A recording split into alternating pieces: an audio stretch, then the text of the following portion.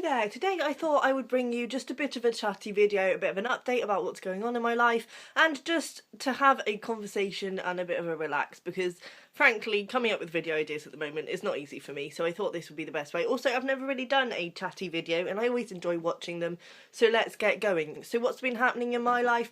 Not a whole lot, to be honest, but something very exciting did happen, and that is my first physical publication, which is in Prole issue 22. I will link the website down below if anyone's interested. This has got one of my stories in that I wrote for Jen Campbell's workshop last year. I will also link Jen's website down below. She runs a few workshops a year, some of them about poetry, some of them about short stories, and I would definitely say it's worth doing. So what happens is that Jen, 2 weeks before the workshop date, sends you a task and a story that you have to write, and then about a week before she sends all the stories of everybody in the group out, and then you have a Skype chat. Don't worry about being video because I know that can be daunting for some people. It's all done in text.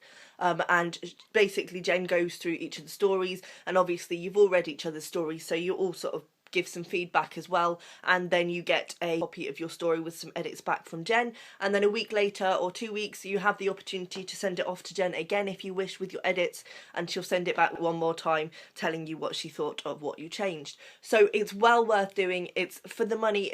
I don't think you could find a writing workshop for cheaper than this, and it led to my first physical publication, so you can't complain. It's actually exciting for this because I find what I do, I mean, I've had a few online publications, and what I do is I always seem to have this attitude of, oh, they're only publishing me because they feel sorry for me, and I think a lot of people or writers probably experience this, where you kind of have this ultimate lack of belief in your work. I think it's a difficult balance because yes, you love what you write, obviously you love what you write, but there's also this voice in the back of your head that's telling you that it's not good.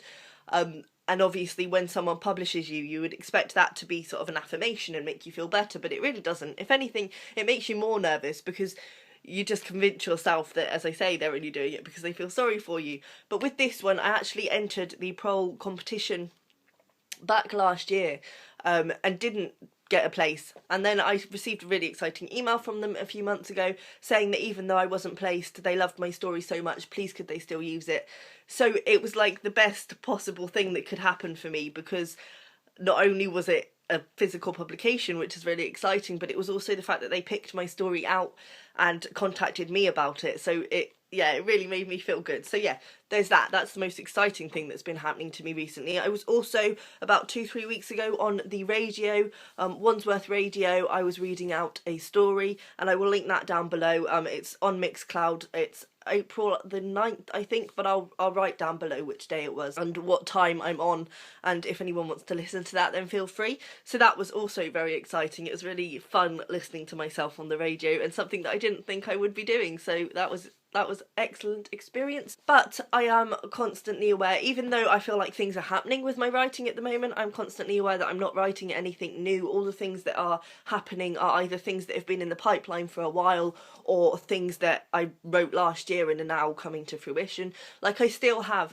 quite a large collection of stories that I'm still sending off, and I think that's exciting, and it feels like that's at least some sort of progress, but I'm very aware that I need to get back into writing. I haven't written a complete finished story since about October last year, which is really terrible. Like, I've written drafts of stories, but I haven't finished anything, and I think that's really starting to bother me. But then October last year was when I got my job, so go figure. But I've realised what the problem is, and I've spoken about this before, that I try to get an hour done in the evenings, but the problem is that a lot of my writing process is procrastination, and I think a lot of people could say the same thing. So when I didn't have a job and I was writing all day and full time, I used to write a story every few weeks, but when you think about it, I would sit down for like 8 hours a day, and I would only get about 500 to 1,000 words done, because it's a very different process and it's quite a slow process, especially for me. I can't just write and then edit. I like to get every sentence right, else I don't feel like I can continue. So it's quite a slow process. So when I'm only giving myself an hour chunk, it only, I think, would work if I was the kind of writer who could just whack out words and then edit them later on. But as I work the way I do, an hour is not long enough to get started, because I spend about 45 minutes to half an hour of that procrastinating, and then I get frustrated at myself because I've only spent half an hour or quarter of an hour actually writing. So I don't really know how to get around the problem. I think I'm gonna have to just change the way I write and accept that I'm gonna have to just write things that I'm not necessarily happy with and come back to them later on and edit, because it's the only way I'm actually going to get things done. But we'll see. It's not an easy transition to make. I also feel at the moment, because I'm not giving myself very long, I'm sort of flitting around on projects and things, whereas last year I was focusing on one story at a time.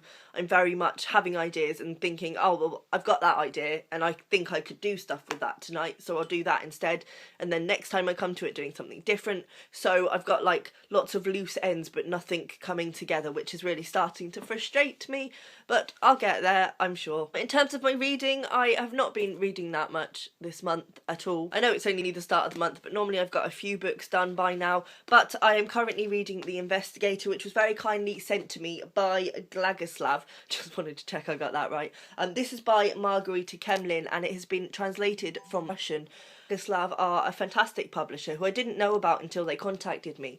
And they try and sort of champion English translations of sort of Russian and Ukrainian and Turkish texts and things like this. There's a few different countries that they look into, and it's texts that basically they think should be more worldwide acclaimed, because I think in a lot of countries you certainly don't hear of the authors. This book was shortlisted for a few prizes in Russia, including the Russian Man Booker, but yet we hear nothing about it in this country. I'm really enjoying it so far. It took me a while to get into, but it's actually reminding me of The Luminaries a lot. It's like a mystery thriller thing, and it's one of these things where nobody is who they seem, and it's so good. I've got 100 pages left of that, and then that will be my first book for May, which is just shocking by this point. But anyway, I've also been thinking about my reading recently and looking back on my reading for the year, and realised that it's just not going very well this year. What I do, because I know that I'm going to do my favourite books of the year video at the end of the year, to make it easier for myself as I go along, books that make a real impression on me, I write them down in the back of a notebook,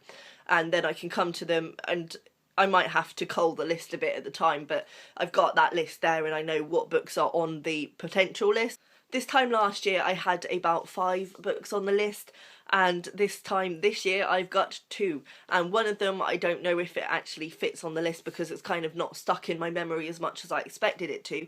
So technically 1, which is really, really bad, and I've only had 2 5-star reads this year as well, so I really need to change that. I don't know what the problem is, whether it's just where I'm at or how I'm reading, the fact that I don't have as much time to get stuck into books, because I'm very much this year focusing on books that I want to read and that I'm excited to read, but it's just not happening for me, which is really sad, and I hope I can pick it up. I think I just need to really get my head back into the reading game, but I'm struggling to find the time to do it, so life problem. And other than that, I wanted to say, did anyone have any videos that they would like to request from me? Obviously I'm now doing 2 videos a week again, and things are running a bit dry, especially as I don't have that much time to come up with concepts, so any suggestions would be really appreciated. And also I want to do videos that you guys want to see, and I think this is the best way to get them. So if there's anything you would like to see from me, be it book related, writing related, whatever, even anything, just let me know down below and I will make sure to put your suggestions into my idea book. So that's all really. I hope everyone's well, and as I say, let me know down below, and I'll see you next time. Bye.